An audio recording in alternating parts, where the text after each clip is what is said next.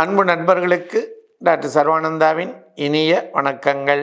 நண்பர்களே, குழந்தை பருவம், பள்ளி பருவம், கல்லூரி பருவம், அடுத்து திருமண வாழ்க்கை, தொழில் நிலை, அதெல்லாம் முடிஞ்சால் முதுமை. இதுதான் ஒரு மனிதனுடைய வாழ்க்கையில் நடக்கக்கூடிய விஷயங்கள். இந்த முதுமை அப்படின்னு வந்த உடனேயே 170 பேர் என்ன ஆயிடுறாங்கன்னா, ஒரு 60 வயது கடந்தோடனே ரிட்டையர்மெண்ட்டுன்னு சொல்லிட்டாங்க. இப்போ ஏதோ இன்னும் 2 வருஷம் கூட்டுறதா சொல்லியிருக்காங்க. அப்போ அந்த முதுமையை இவர்கள் எப்படி எடுத்துக்கொள்கிறார்கள், மக்கள் எப்படி எடுத்துக்கொள்கிறார்கள் அப்படின்னா, வயசாயிடுச்சுப்பா, இனிமே முடியாதப்பா, இந்த இளைஞர்கள்லாம் பெருசு, இப்படி ஒரு இயற்கையிலேயே தொடர்ந்து மனிதன் செயல்படக்கூடிய நிலையிலே தான் இறைவன் அனுப்பியிருக்கின்றான். தாய்மையை போற்றுவோம். பெண்கள் அனைவருக்கும் வணக்கம்.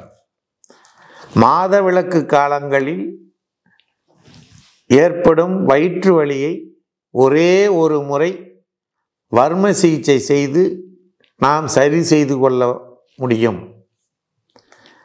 இந்த வர்ம சிகிச்சையானது நாமக்கல் மாவட்டம் கலெக்டர் அலுவலகம் அருகில் இருக்கக்கூடிய சர்வம் ஹெல்த் கேரில் ஒவ்வொரு சனிக்கிழமையும் காலை 10 மணி முதல் 2 மணி வரை இலவசமாக அந்த சிகிச்சை அளிக்கப்படுகிறது. இதனை பயன்படுத்தி நீங்கள் அனைவரும் அந்த வயிற்றுவலி பிரச்சனையிலிருந்து விடுபட இறைவனை பிரார்த்தித்து நிறைவு செய்கின்றோம். அனைவரும் வாருங்கள், நல்வழி பெறுங்கள்.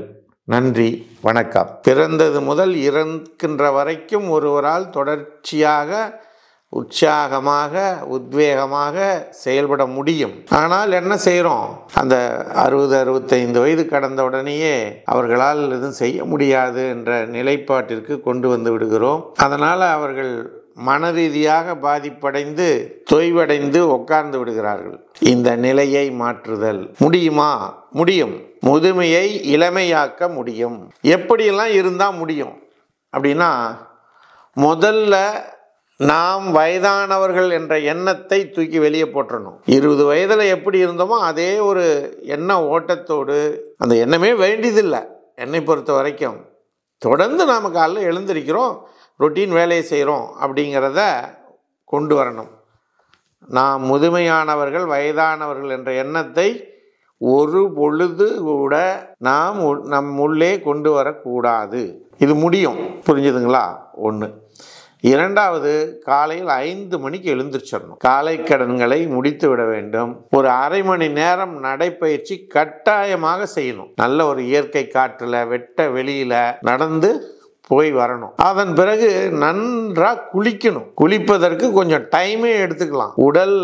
உடல் எப்போதும் தகித்து கொண்டே இருக்கும், சூடாகவே இருந்துகிட்டு இருக்கும்.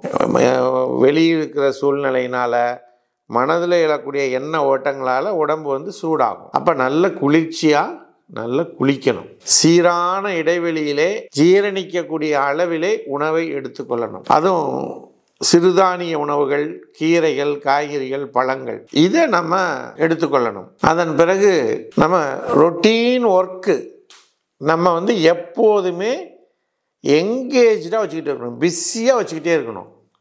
அடுத்தது அடுத்தது அடுத்தது என்று அப்படி தொடர்ச்சியாக உங்களை அடுத்தடுத்த வேலைகளிலே ஈடுபடுத்தி கொள்ளும் பொழுது உங்களுக்கு மனத்தொய்வு, முதுமை அடைந்தோம் என்ற எண்ணமே வராதுங்க. புரியுதுங்களா? அடுத்து நம்ம ரொட்டீனாக சாப்பிட்டுக்கிட்டு இருக்கோம், போர் அடிக்கும். அப்போ என்ன பண்ணணும்? யோசிக்கவே யோசிக்காதீங்க. அழகான நல்ல ஹோட்டலில் போய் ஒரு நாளைக்கு ரிலாக்ஸ்டாக சாப்பிட்டு வாங்க. அதே போல் குறிப்பிட்ட நாட்களில் உங்களுடைய பழைய நண்பர்களோடு பழகுங்கள், பேசுங்கள். அவர்களுக்கு இளமையினுடைய துடிப்பை, இளமையாக எப்படி இருந்தோமோ அந்த கதைகளை எல்லாம், அன்னைக்கு என்னெல்லாம் பண்ணணும் அப்படிங்கிறதையெல்லாம் பேசுங்க. இளமை நினைவுகளை மலரும் நினைவுகளாக எடுத்து வாருங்கள், உங்களுள் கொண்டு வாருங்கள். அப்படி அது உங்களுக்கு புதிய உற்சாகத்தை தரும். அன்றைக்கு முடிந்த உங்களால் இன்றைக்கும் முடியும் என்ற எண்ணத்தை உங்களுக்குள்ளே கொண்டு வாங்க. அடுத்து மிக முக்கியமான விஷயம், தினமும் படிப்பதை ஒரு வேலையாக வைத்து கொள்ளுங்கள். 1 மணி நேரம் படிக்கிறது, 1 மணி நேரம் ரேடியோவிலேயோ அல்லது யூடியூப்லேயோ இதுலேயோ சொற்பொழிவுகளை, ஆன்மீக சொற்பொழிவுகளை அல்லது நல்ல கதைகளை இதெல்லாம் அடுத்தவர்களுடைய மோட்டிவேஷன் ஸ்பீச் இதையெல்லாம் கேட்கறது என்பதை பாருங்கள், இது பண்ணுங்கள். இந்த படிக்கிறது தான் சின்ன வயசில் சில புக்ஸ் எல்லாம் படிக்க ஆசைப்பட்டிருப்போம். அது கார்ட்டூன் புக்ஸாக கூட இருக்கலாம், எது வேணாலும் குழந்தையுடைய புக்ஸாக கூட இருக்கலாம். அதை தவறாமல் படியுங்கள். அன்னைக்கு நமக்கு வாங்கி கொடுப்பதற்கு நம்முடைய தாய் தந்தையருக்கு அந்த வசதி வாய்ப்புகள் இல்லாமல் இருந்திருக்கலாம். சரிங்களா? இன்றைக்கு நம்மால் முடியும். இவ்வாறாக உங்களை தொடர்ச்சியாக என்ன பண்ணுங்க, பிஸியாக வைத்து கொண்டே இருங்கள். முதுமை என்றும் உங்களை அணுகாது. இளமையாகவே நாம் எப்போதும் இருப்போம் என்பதனை கூறி வாய்ப்பளித்த சர்வம் யூடியூப் சேனலுக்கு நன்றி கூறி விடைபெறுகிறோம். நன்றி, வணக்கம்.